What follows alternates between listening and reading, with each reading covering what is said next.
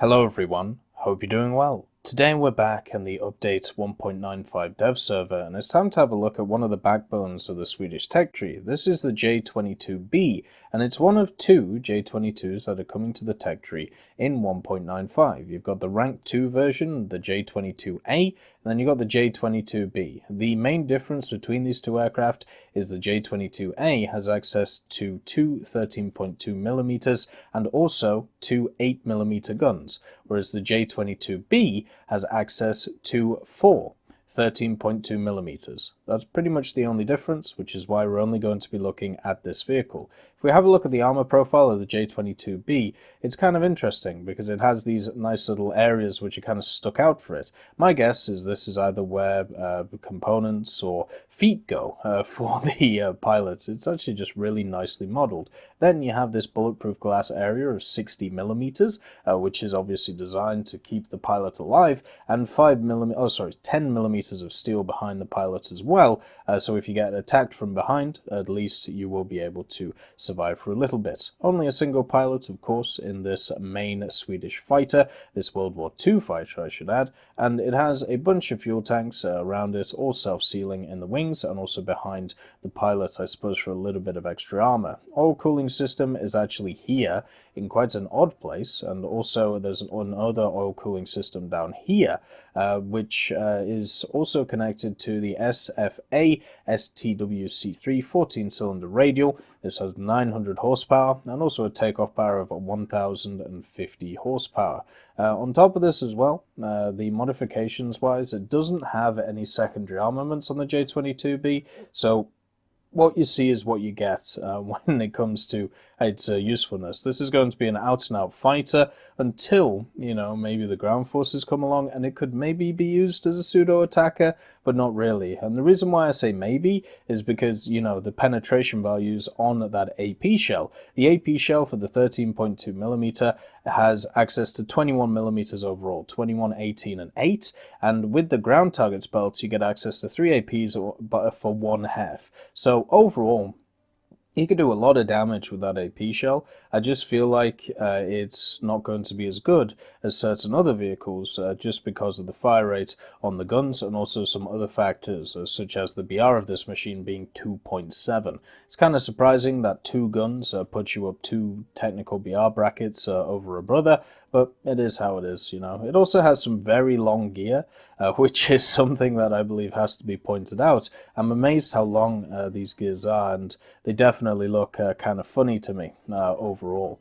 But yeah, it's a bog standard fighter, and it does look like a weird mix of American designs and also of German designs, and I've been looking forward to it ever since it was announced in the dev blog. This to me is one of those planes which I would be really interested in playing when it hits the game, and so far on the dev server, that's pretty much, you know, what I've felt. At 2.7, there is quite a lot of competition though, so it is something you've got to be worried about when you look at a plane like this. Even at 2.0, with stuff like the CW21 running around, the early BF-109s, the HE-100, there is a lot of stuff that you've got to watch out for. Even the early American planes, you know, stuff like the Kitty Hawks and the P-400s and the Aerocobras, all of these are very fine aircraft. So in order to go into that bunch and be effective, you have to really show off your guts. But look at the landing gear. I just wanted to show it just because I think it looks really cool.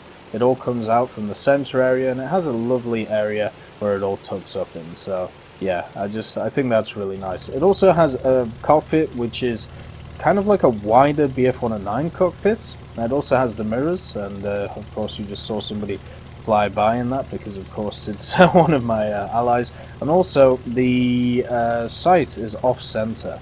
There's something weird about a lot of these Swedish vehicles where for some reason certain parts of them are just off-center, and it makes me kind of uncomfortable in a way because why is this sight just not in the center?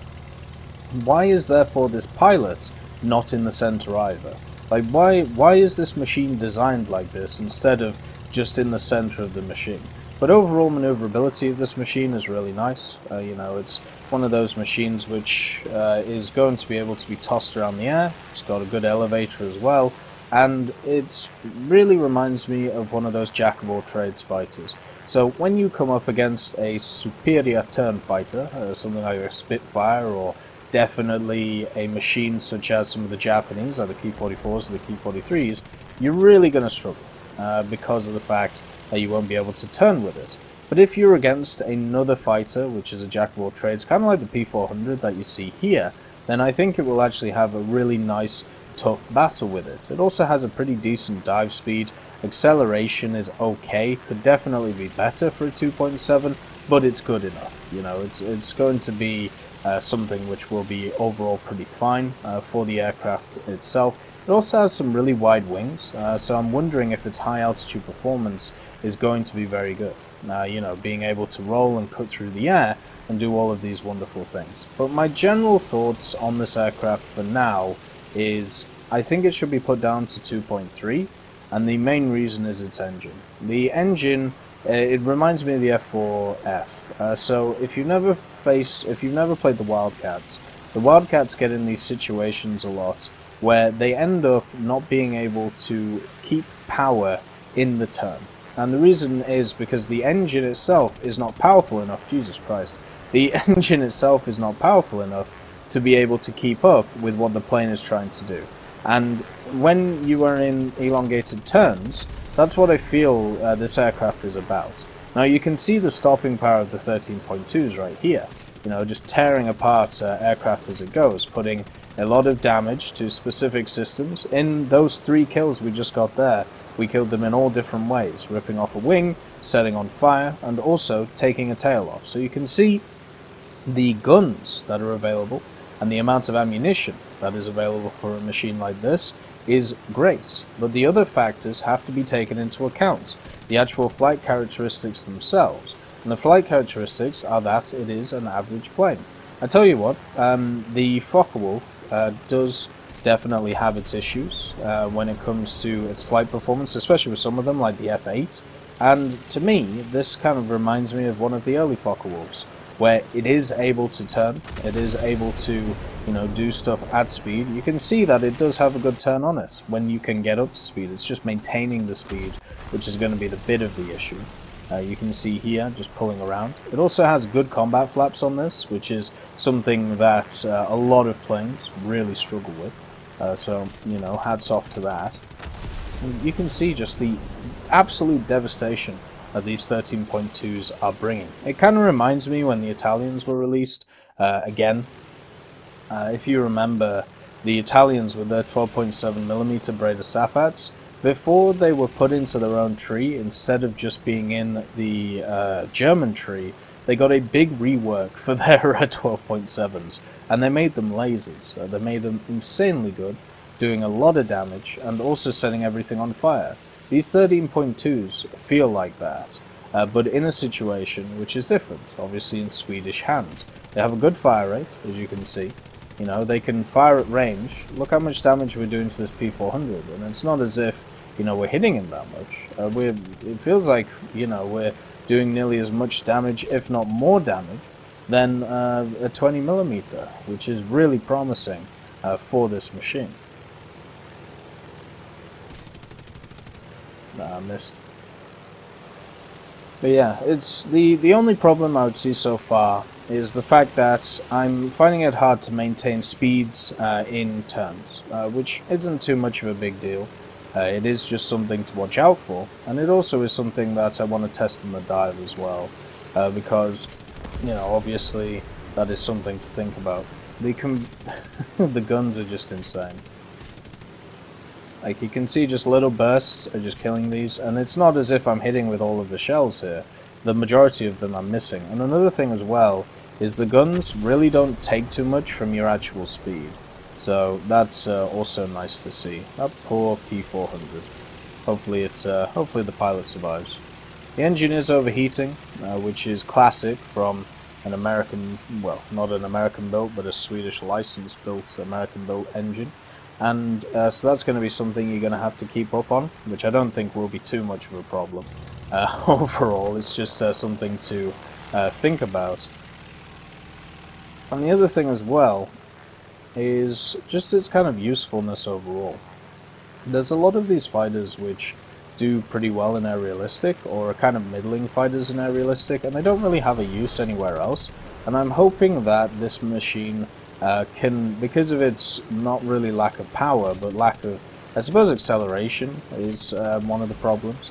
Maybe in ground realistic, it can become one of those air superiority fighters that you would use in a lineup with other Swedish vehicles. So instead of just having, you know, one plane in your lineup, you would have an air superiority one if you're flying at a specific BR where there's a lot of CAS and you want to deal with it, and maybe you don't have an AA that can deal with it.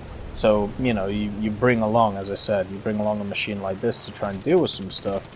And then, after that, you bring along, you know, the dive bomber, or you bring along a bomber to be able to deal with other situations. That, to me, seems like what this aircraft is. I am definitely interested to see how it performs against stuff like the BF-109s, especially. I know this is going to get ram-ranched by all of the Japanese that exist, just because of their playstyle. This type of fighter, which can't really get a lot of speed and struggles, or can't get a lot of speed in a short amount of time, and also struggles when it comes to trying to get speed out of a turn. Those are two things that the Japanese are just going to eat up. Oh, it doesn't like pulling above 650 though, so that is something to take account of. It can dive up to about 600 though, and I still had full control. So overall, yeah, I'm happy to see this machine. I am a little bit worried about some of its contemporaries at 2.7, especially the meta vehicles, but the guns are looking really promising, and the vehicle itself is also looking very promising. I hope you all have a wonderful day, and I'll see you next time. I'd just like to thank Ambrosius McClellan, B. Young, Blackie, Daniel Stanton, Jay Wilt, John Ryman, Joseph Anders, Martinez, Moxie, Super Cacti, Uyins Terry, Elove Goat, and Seductive Trashcan for supporting the channel.